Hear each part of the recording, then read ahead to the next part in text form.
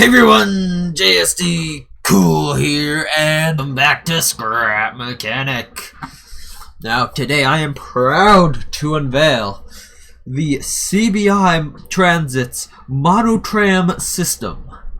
This is a system of fully autonomous trams, like the one I'm currently riding in, that you can build and program in your own world the way that you want to program them to transport you around the world on tracks that you have placed yourself. Which, I mean, obviously that's kind of how this thing works, but I made this myself, which is why this is amazing. No, but I have made this system for a couple of reasons. One, because I saw some stuff online. I was like, you know, I should try to build something like that. And number two, because trains are a little bit hard to build in this game, especially with Scrap Mechanic's random physics. And this system itself kind of doesn't have many of the random physics problems that Scrap Mechanic has. It has other Scrap Mechanic problems, sure, but not the random physics problems that this game does have. And as you can see right now, these trains are automatically doing stuff by themselves. And if you do want to learn more about these trains and how to do them, oh, there might be a slight frame drop while they pass. That wasn't that bad, actually. Then please do subscribe to this on the Steam Workshop. I believe I have a collection of all the Monotram system parts linked in the video description. Or if you're on the Steam Workshop page already for this stuff, then yeah, just subscribe to it. There's also a playlist of tutorials that will be linked in the video description on YouTube, and is just the videos are available on the Steam page if you are on Steam or you're there. So if you want to know how to use this Monotram stuff, and it appears that I have a hole in the glass from my back car there. Look at that. I'm gonna go fix that now. That was not supposed to happen. I think I was stuck inside of this, which is why that happened. Anyhow. Yeah, so as you can see, the system is fully running by itself.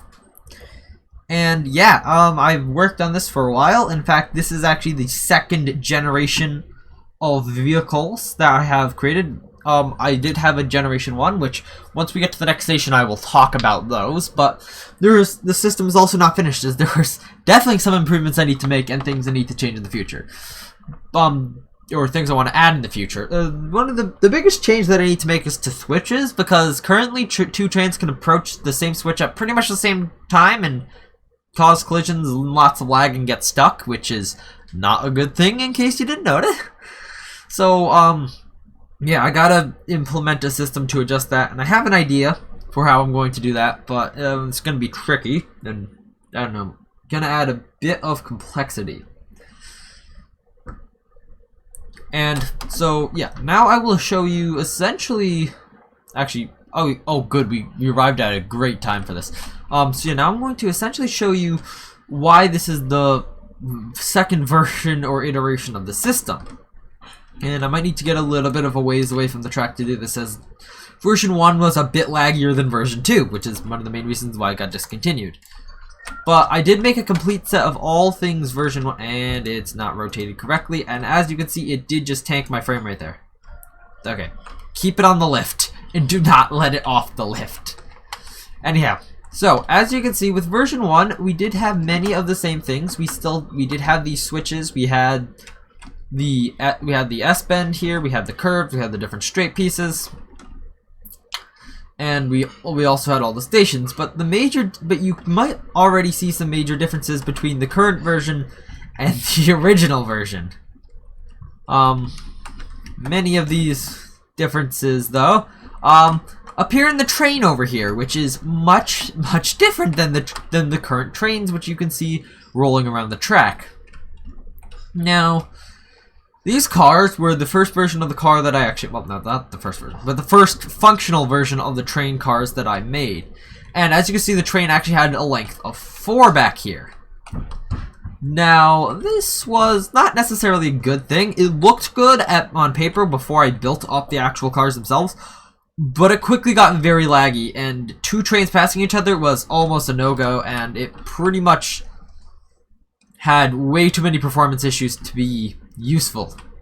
Another issue with the Mark 1 trains here is that it was a little bit different logic systems. There's all the main primary one is that it didn't exactly use data points well. Sometimes it would skip data points and sometimes it would double data points, and I put that down to the terrible implementation of color sensors in Scrap Mechanic. But I did find some other problems with the version 2 after I fixed some stuff like that automatically, every time you reload your world, it would set whatever data points on to 0 and then reset. Actually, no, it would set data point 0 to reset it to 0, and then you would get stuck. It might also automatically increment a data point. Yeah, and also every car but the front car, which I mean that is actually technically holding up today, has the little bell in it.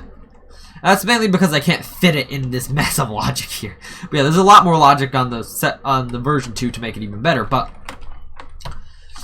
the main difference that you can see with pretty much every other piece is that this is how data points were originally meant to be done. Just a black strip of paint across the track, which right now looks hella ugly.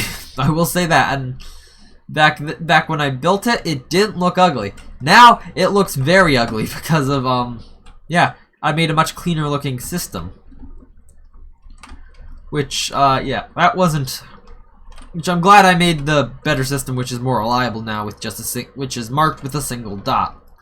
But the other big difference is that these switches here are a lot shorter than they are on the version 2, and that is because when I was originally building these switches, I hadn't built the full train over there.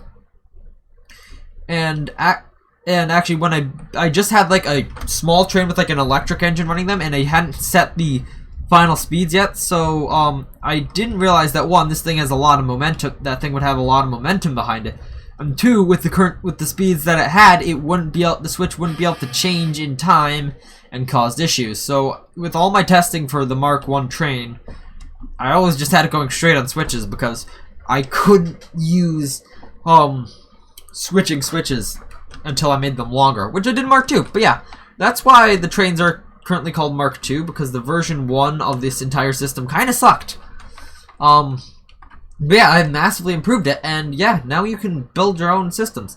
Oh, and in case you're wondering what I have to do in the future besides make the switches even better than they already are, is I also want to make it so the trains can change vertical elevation, because at the moment they're all stuck on the same level here with this track.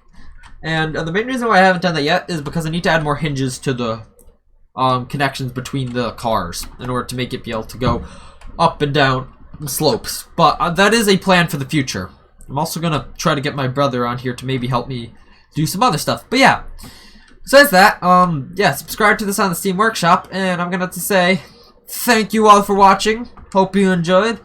Please make sure to like and subscribe. Check out the Discord linked in the description of the YouTube video at least. And, you know, subscribe on YouTube, like on YouTube, all that stuff. You know, subscribe on the Steam Workshop as well, and like the thing on the Steam Workshop too. Yeah, that works. Yeah, and I will see you later, I guess. Or in the tutorials. Whichever one you choose. Bye.